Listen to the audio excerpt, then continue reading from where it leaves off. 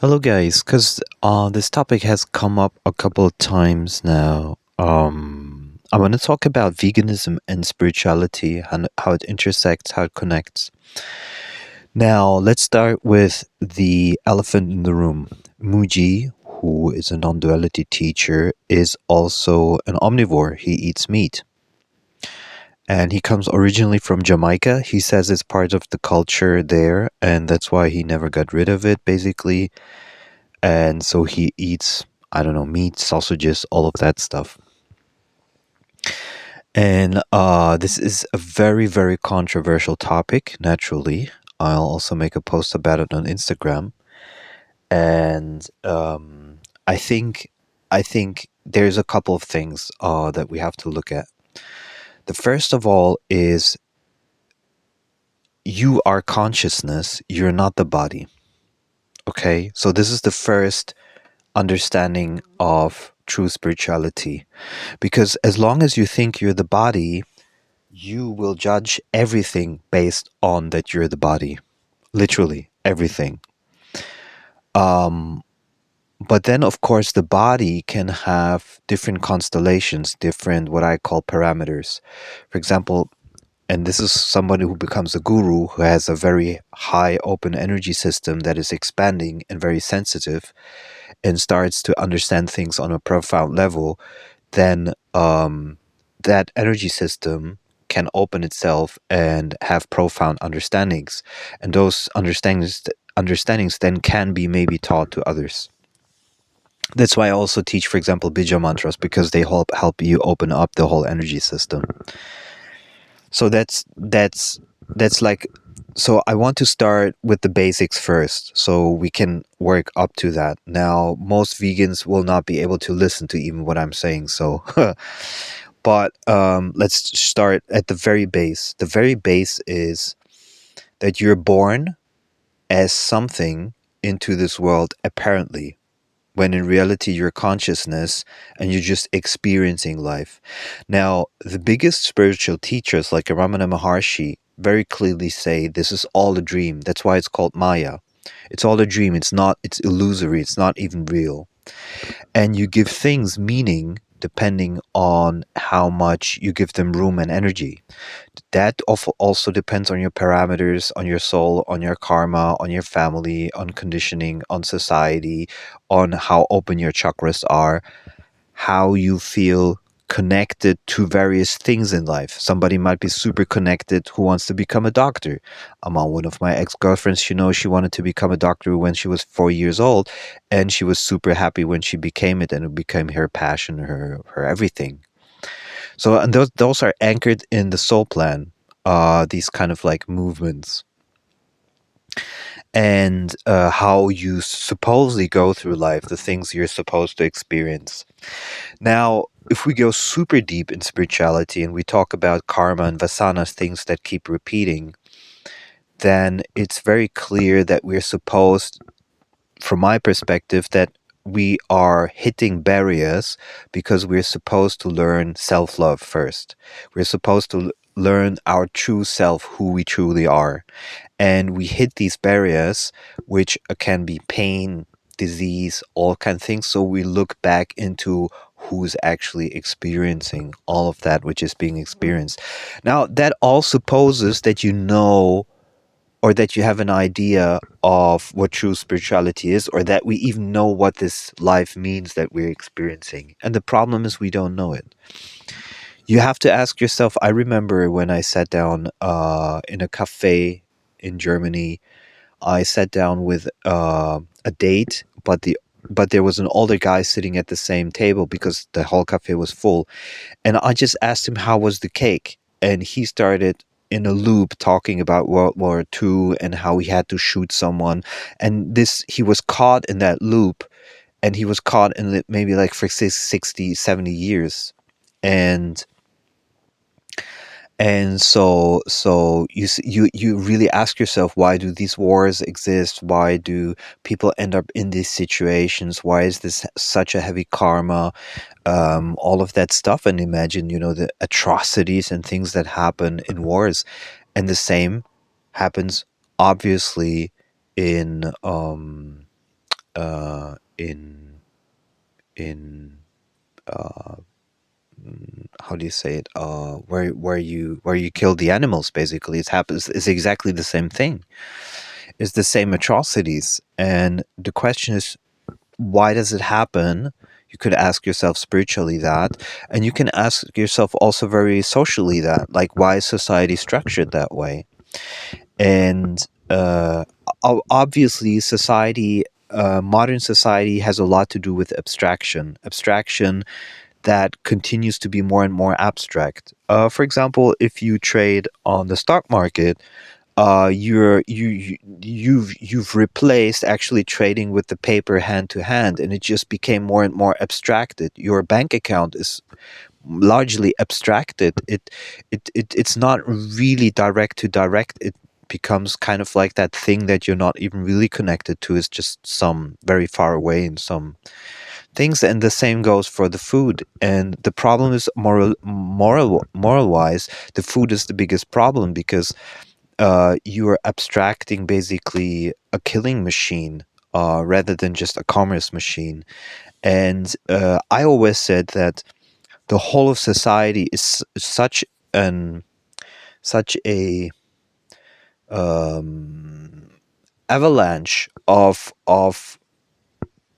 capitalistic, ultra capitalistic, hyper capitalistic, not just capitalistic machine, that is almost, that's impossible to stop. You see it in the pharma industries, you see it in the meat industry, you see it everywhere. And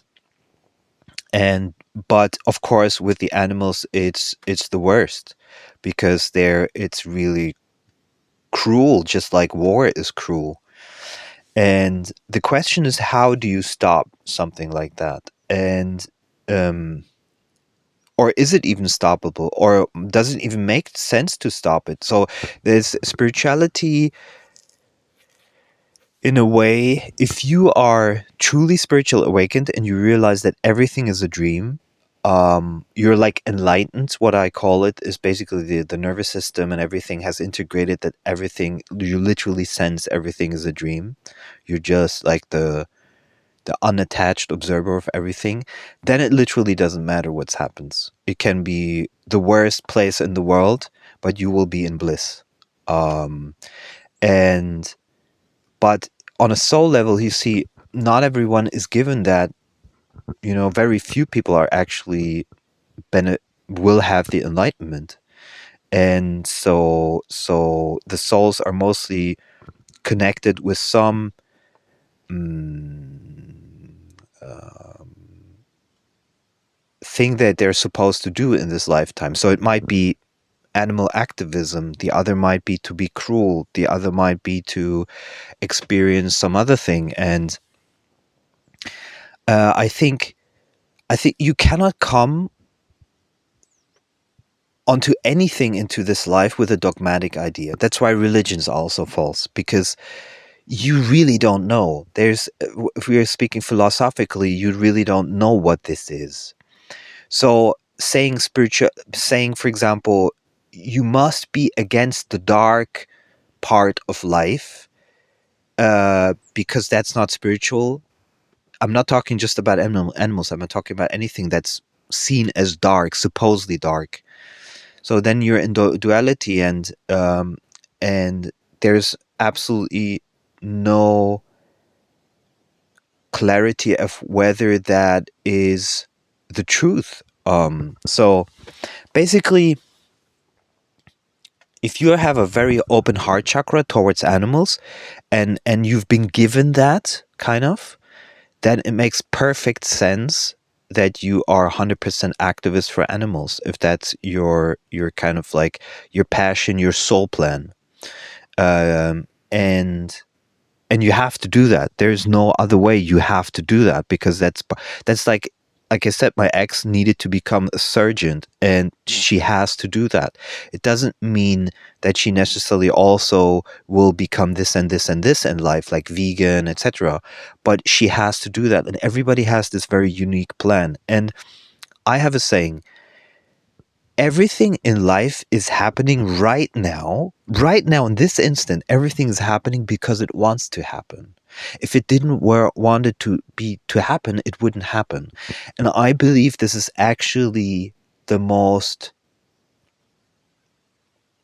truthful spirituality there is. The full acceptance of the very now that everything is the way it is because it wants to be that way. Otherwise, it would be different. It doesn't mean that you need to make a choice to be nihilistic about the future. If you say, my soul plan tells me to protect animals, then that's what's happening. But right now, everything that is happening but because it wants to happen. Otherwise, it wouldn't be happening. And if you see it from a cosmological point of view, it's very clear that we don't have control anyway. There's the idea of control, and this is what Ramana and even science now understands this, that we actually don't have control. We believe we have control, but thoughts are actually just responses, or the actions are just responses to things that the body already knows a few seconds before, or like a milliseconds before. That means while you consciously think you're doing something, the body already made that choice beforehand. So what I'm saying is that we cannot come to an understanding that things need to be like this or like this or like that. Fact is, they are the way they are right now. And you position yourself depending on your soul plan. What do I have to do? I give you an example. I was camping out somewhere, and there were like girls that parked next to me, and so we got to talk, and we had like a campfire thing. And what was very obvious is that they were like leftist, liberal kind of girls, very young, 24, maybe 25, and I sat down with them and they started to talk about, the first half hour was kind of good. I told them I'm an energy healer. They told me what they do, work as gardeners and so forth. And then they started to like indoctrinate me that I should do it more against the patriarchy. And I said, listen, I've done over 1,000 healing sessions with women. Some of them raped, some of them abused, some of them child abused. And they didn't have anywhere to go. They came to me to see if they can work with it, solve it, or heal from it. And I felt I honestly, that was one of the reasons also why I kind of stopped, because I felt my karmic duty has been completed. I felt like I needed to do something, and that has been completed. I did my work. And then these girls come from outside and tell me I have to do stuff for the patriarchy. And I'm like, maybe the patriarchy is true. I don't know. Let's just say it's true. Why is it my job? Why do I have to do anything about it if it's not in my soul plan? And that's the thing. What I learned, that you cannot push people into soul plans they don't want to or can't be in. And I think this is a super important understanding of spirituality. Like, you go into this earth and you think you can control and manipulate what other people do. To a degree, I'm 100% certain, but that you can, but it's not truly why they're here. And they're neglecting then why they're here, so they have to, I guess, reincarnate or something, which we also don't know if it's true. So I understand that for some people, empathy towards animals, or in general, empathy is one of the highest spiritual, goals, you could say, compassion and so forth. It's interesting because I think, to me, the highest spirituality, the way I see it, understand it, is awakening to the truth that you're not the body, to seeing that you're consciousness. And then the literal effect of that eventually is that you see everything as a dream. But I do understand that if people have very strong energetic field of empathy and heart chakra is open towards animals, that is what they have to do, and that's the direction they go in.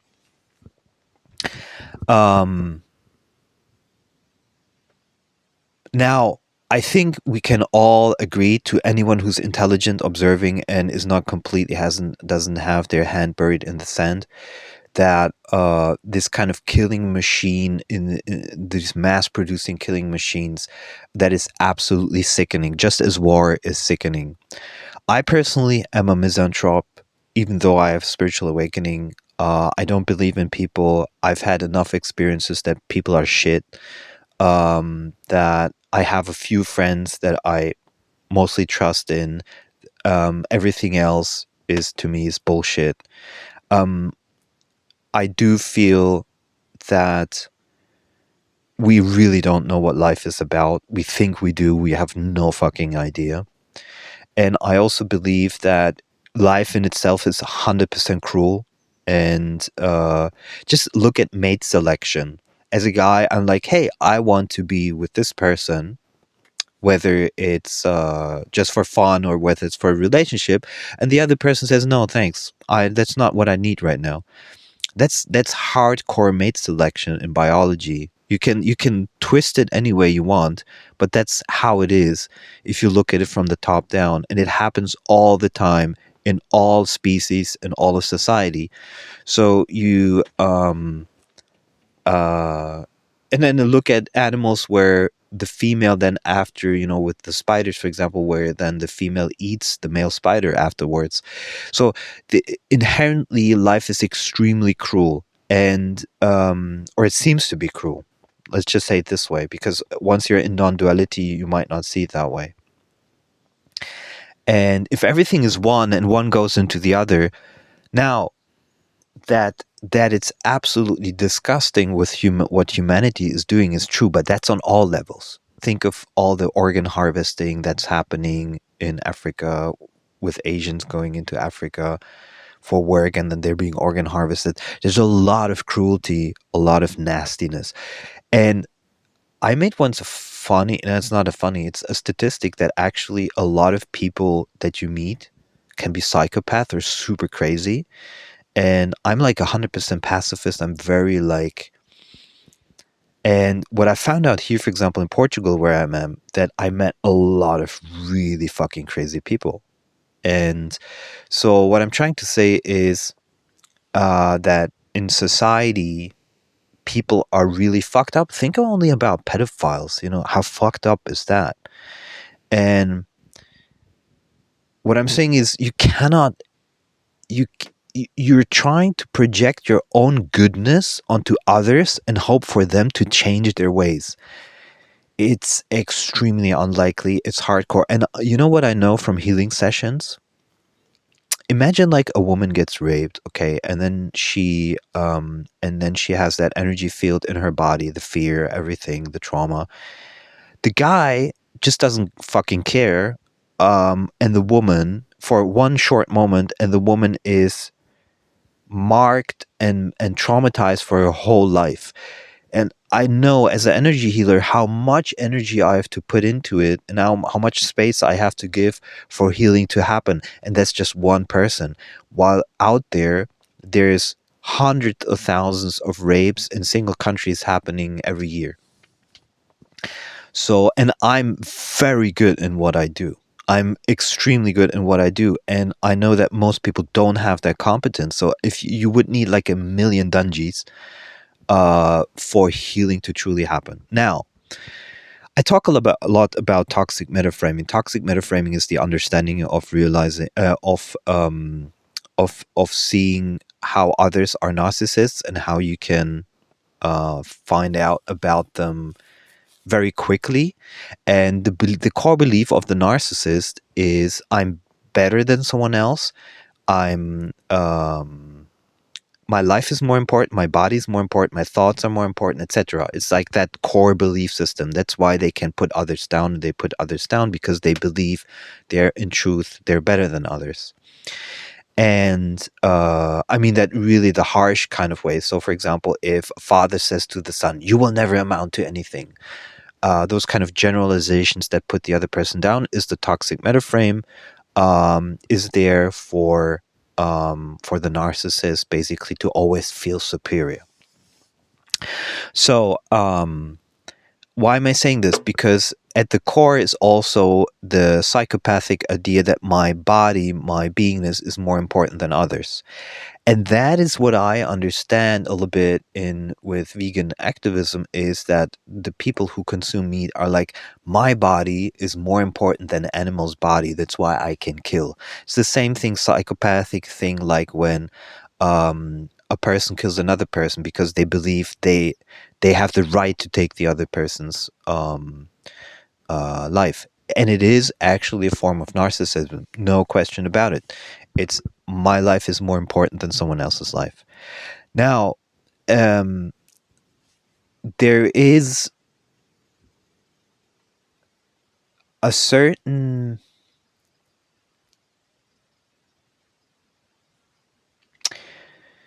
there are some people, let's just say it how it is, there are some people which even think that eating vegetables is basically not the same thing, but it goes in that direction. You're actually killing plants. There are some people that's just like there are flat earthers.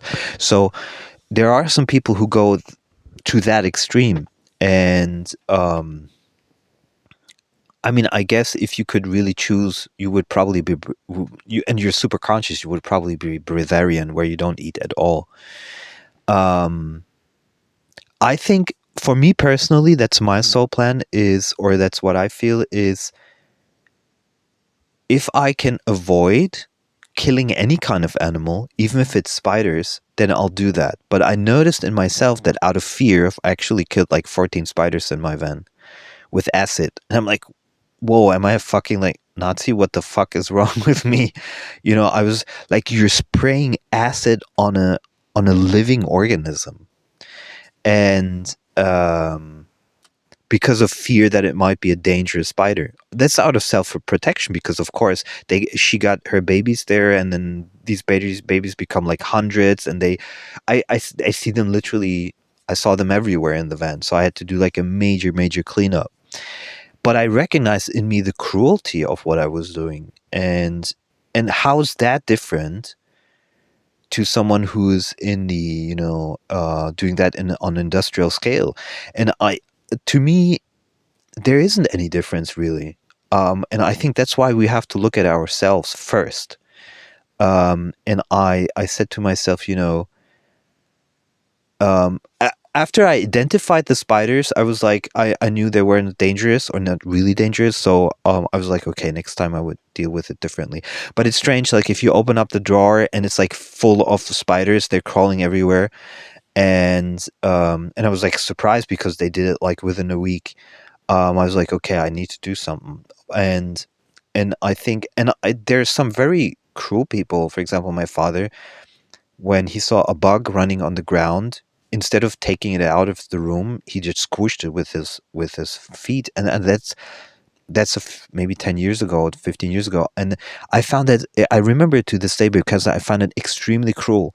I was the type of teenager, young adult, even older, where I would literally save every animal. I still save every animal that, and if there's a bee in the lake that fell into it, I'll save it. I even, there was a, I forgot what they're called. They have like these four long wings with the long tail, the flying thingies. Um, it landed in honey, and it was about to die. And it took me like literally, I was using microscopic cotton thingies to clean it. It took me like 2 hours to clean it, and they eventually could fly again and flew away. I remember that very clearly, and that's who I'm at my soul. And then I did something like that with the spiders. So we do change, and I think we change because we become disconnected. We become disconnected from the heart.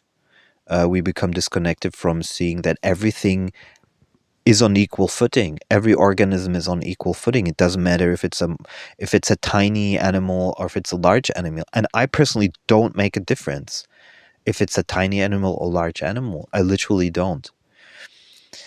And sometimes I prefer a small animal over a larger animal, to be quite honest. And but what's really behind it is, if I look at this fly, what's really behind it is to recognize that that fly is built of the same things that this body is built of. Literally the very same things. It has two eyes, a couple of legs, is trying to survive is literally the same. And that's the high heart chakra empathy. Ramana would go so far that he had something on his leg that would eat his leg, and he put it away, and then he had so much empathy for it that he put it back, and then he wasn't able to walk until the end of his life. He needed a stick because his leg was destroyed because he let it eat part of his leg. And that's so what I'm saying is, I don't think that you can go through life with a dogmatic idea about anything. I think we really don't know what is, and you can't really judge anyone. You can make a frequency decision. That's what I do. Toxic people, narcissist, I keep away from them. Um, from a lot of things, I just keep away from it. And I think there needs to be some humbleness, and there needs to be some honest looking at yourself, like where are your shadows, what you solve, what you didn't solve, and which is not easy. And I think also that there's a limited capacity to certain things, like the likelihood that if even if you work to on yourself spiritually, that you suddenly become like a real enlightened person is like almost zero. um so I mean, you have to understand that people are just very limited in their capacity to grow. And I know this from my sessions. They can sometimes, if somebody has a very large spiritual battery, they can grow very quickly in a one session, and others are just like, nah, thank you. And um i I think you shouldn't be blind, but that requires some self-reflection and intelligence. And we're not in a society that has much of that. Look at just COVID times. Like, how many people got the vaccine and really like rolled with it, and even were telling others to get it. In the end, it turns out that it produces turbo cancer and other stuff. So um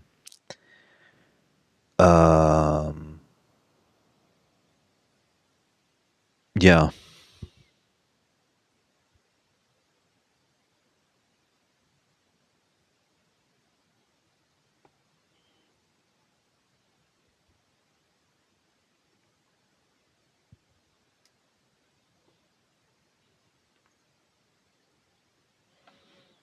I think I think you have to close this off. I think you have to go into mysticism, to really think about, like, what can I do to really grow